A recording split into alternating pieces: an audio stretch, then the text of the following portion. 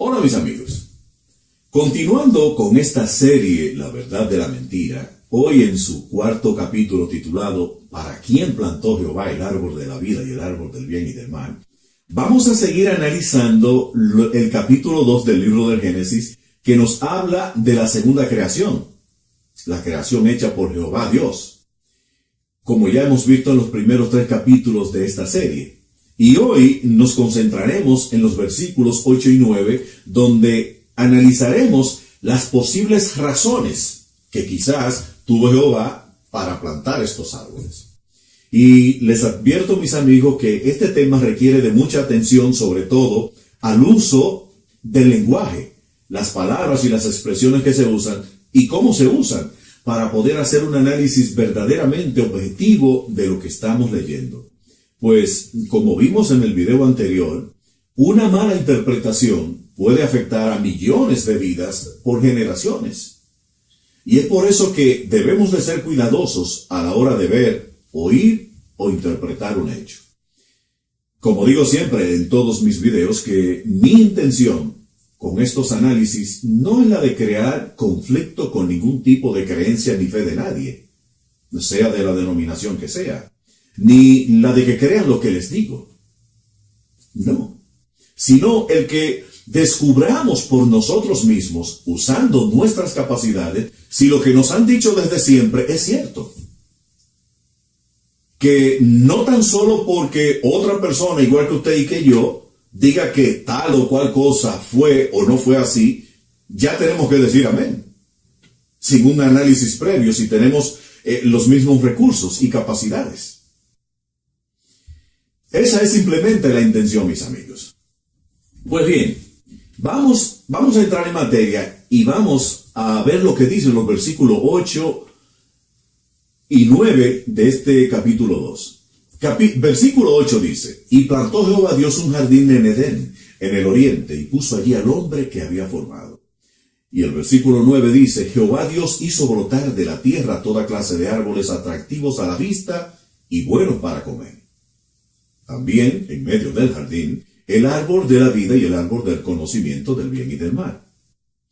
Y lo primero que vemos en este versículo 8 es que Jehová planta un jardín.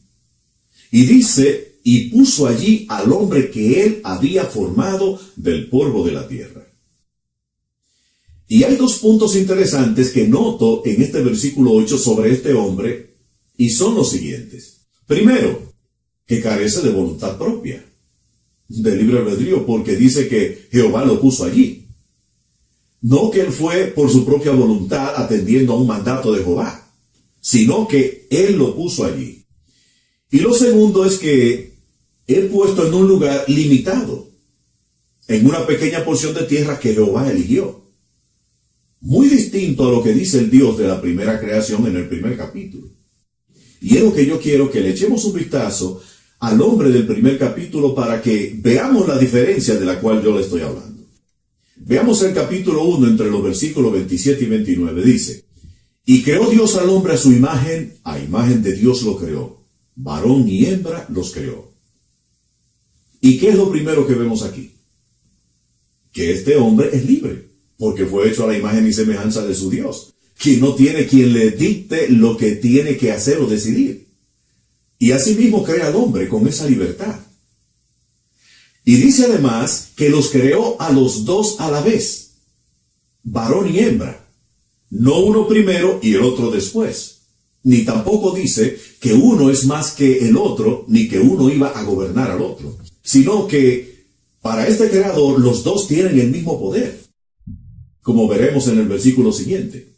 Pero un punto interesante que no quiero dejar pasar por alto antes de ver el próximo versículo es que la conciencia de este hombre creado por Dios es más espiritual que carnal, puesto que su creador es un espíritu y dice que lo creó a su imagen y semejanza.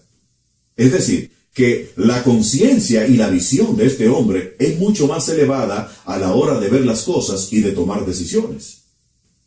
Es decir, que es un hombre sabio.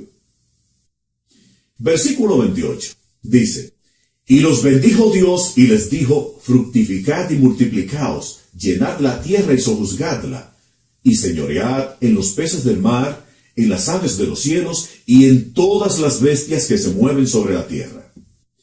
Y es interesante ver cómo este creador no se refiere a ninguno por separado, sino que en todo se refiere a los dos. Como cuando dice, y los bendijo y les dijo. Es decir que la bendición fue para los dos a la vez y lo que les dijo también fue a los dos. Y ahora miremos el poder que tienen estos dos seres. No igual que su creador, pero sí proporcionar a su tamaño, por ser estos semejantes a él, como él mismo dijo. Les dice, tengan hijos, multiplíquense, llenen la tierra y gobiernen a todos los peces del mar y a todas las aves de los cielos y a todo lo que se mueva sobre la tierra. Es decir, que estos dos seres no son dos animales más de la creación. No son dos primates que iban a llenar la tierra de simios, sino dos seres especiales y con poderes plenipotenciarios sobre todo lo que tiene vida en toda la tierra. No tienen límites. Ellos son los dueños, los administradores y los gobernantes de toda la tierra, no de un simple pedazo de ella. Y el versículo 29 dice, y dijo Dios, he aquí que os he dado toda planta que da semilla, que está sobre toda la tierra, y todo árbol en que hay fruto y que da semilla os serán para comer. Miren cómo este creador en ningún momento le ha puesto limitaciones a ellos, y el lenguaje que usa es en modo pasivo, no imperativo. Les dice que él les dio todas las plantas, todas, sin excepción, que dan semilla y que están sobre toda la tierra, es decir, en todos los rincones del planeta. Y dice además, todo árbol en que hay fruto y que da semilla les serán para comer. Como podemos ver, para estos dos seres no hay limitaciones a la hora de comer plantas o árboles que tengan semilla. Es decir, que en todos los rincones de la tierra en donde hayan árboles o plantas que produzcan semillas, se los pueden comer. Porque él, cuando lo hizo todo, dijo que era bueno. Y si todo es bueno, entonces no hay límite. Ahora, volvamos a lo que dice el versículo 9 del capítulo 2 y veamos lo que dice Jehová al hombre que él ha formado. Y dice, Jehová Dios hizo brotar de la tierra toda clase de árboles atractivos a la vista y bueno para comer. También en medio del jardín el árbol de la vida y el árbol del conocimiento del bien y del mal. Ok, quiero que veamos este enfoque. ¿Por qué Jehová hace un marcado énfasis a la hora de describir los árboles de este jardín cuando dice que eran atractivos a la vista y buenos para comer? Es decir, que motivaban los sentidos, tanto el de la vista como el del gusto. Pero si este era el hombre de la primera creación al que él está hablando, como vimos, con una conciencia más espiritual que carnal, se supone que él entendía que todo era hermoso y bueno sin tener que recurrir a los sentidos. Pero pienso que como este hombre lo formó Jehová del polvo de la tierra, aparentemente respondía más a lo material que a lo espiritual. Y quizás por esa razón el énfasis en destacar cómo estos árboles motivaban los sentidos. Atractivos a la vista y buenos para comer. Dice que Jehová también hizo que brotara de la tierra en medio del jardín el árbol de la vida y el árbol del conocimiento del bien y del mal. Y mi pregunta es, ¿qué tiene que ver la vida eterna y la sabiduría con los árboles? ¿Cuál es la razón por la cual Jehová introduce estos elementos en su creación? ¿Por qué y con qué intención? Primeramente, si era para dar vida a alguien, ya ellos la tenían, fuera el hombre, los animales o los peces. Y si era para hacerse sabio, entonces el hombre no cualificaba, puesto que ya él lo era. Porque en la primera creación se le dio todo poder y potestad sobre todo lo creado, para que lo gobernara con justicia. Entonces, ¿para quién hizo brotar de la tierra estos árboles Jehová? Pues nada de lo que existía hasta ese mismo momento cualificaba como razón lógica o con sentido para la inclusión o plantación de estos dos árboles. O, al menos, que pasara lo siguiente. Que, primero, que el hombre que formó Jehová no fuera sabio. Y tuviera la necesidad un día de querer alcanzar la sabiduría y por ende quisiera comer de ese árbol para lograrlo. Y segundo, que pensara también que él no era eterno y quisiera llegar a serlo. Y se viera también tentado a comer del árbol de la vida para lograrlo. Son las únicas posibilidades que yo veo que se podían dar para que estos árboles tuvieran una razón de ser en este escenario. Y hay una nota de Jehová que me hace pensar que es así. Y es cuando les prohíbe que coman de ellos, que coman de ellos. Miremos lo que dice en el versículo 16 y 17 de este mismo capítulo.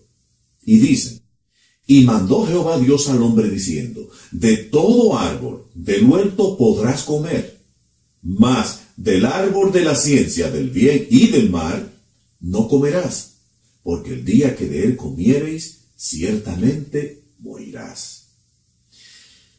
¿Qué es lo que le está diciendo implícitamente Jehová aquí al hombre? No es eso, que él no es sabio. Y voy más allá. Le está diciendo también que la sabiduría no es para él. Y que si un día come de ese árbol, con toda certeza va a morir. Ahora, corríjanme si estoy interpretando mal. Pero eso es lo que le está diciendo a este hombre creado por él. Prácticamente que él es como una bestia más de la del campo. Pero yo voy un poquito más allá. ¿No suena esto un tanto alevoso? Que te pongan algo tentativo en tu hábitat.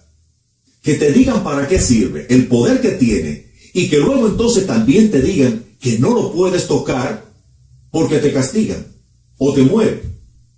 Sabiendo que los seres humanos reaccionan o son motivados a hacer las cosas por la excitación de los sentidos. Esto es como comprarle un juguete a un niño, decirle las cosas interesantes que hace, ponerlo en su habitación donde lo está viendo todo el tiempo y luego decirle que no puede jugar con él. Y que si lo hace, lo van a castigar. Entonces, ¿cuál fue el propósito de comprarle el juguete? ¿Martirizarlo mentalmente? Pues, si no puede jugar con él, entonces no se lo compre. ¿O cuál fue la intención de comprárselo?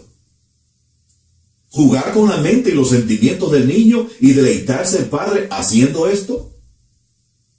¿O provocarlo para que un día él ya no aguante, se desespere y lo tome para luego tener esto como pretexto y castigarlo?